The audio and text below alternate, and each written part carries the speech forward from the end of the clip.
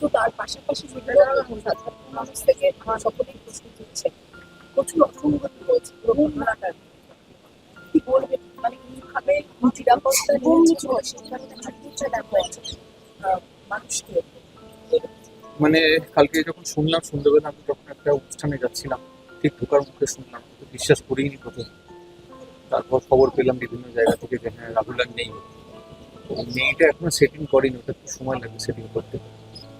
তার কারণ টানা অনেকগুলো দিন আমরা একসঙ্গে কাজ করেছি, মানে আমি চিনি 21-22 বছর ধরে। তারপর আমরা একসঙ্গে গিটারে করছিলাম, আমি জানের ছবিটা একসাথে করলাম, ওখানে আমরা দুই ভাই হয়েছিলাম। আমার এখন মনে আছে লাস্ট দিকে আমাদের শুট শেষ হলো, ব্যাকআপ করে আমাদের দুজনের একসঙ্গে।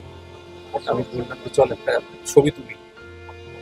এখন এখানে এসে মনে হচ্ছে যে ভাগ্যিস তুলেছিলাম ছবিটা, আর তো দেখা হয়নি, তারপরে হতো না। আর মর্মান্তিক এই মৃত্যু আমার মনে হয় কোনো আর্টিস্ট কেন কোনো মানুষেরই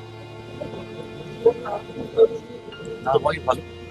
এক্সাক্ট কি হয়েছিল আমার পক্ষে বলা মুশকিল, কারণ আমি স্পটে ছিলাম না, বলতে পারবো না আমি কি হয়েছে।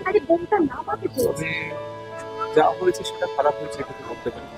কারণ রাহুলের এই ইন্ডাস্ট্রিতে এখন অনেক দরকার ছিল। অনেক ওর মতন একজন শিক্ষিত অভিনেতা খুব মানে বিরল আর কি আমাদের মধ্যে। তো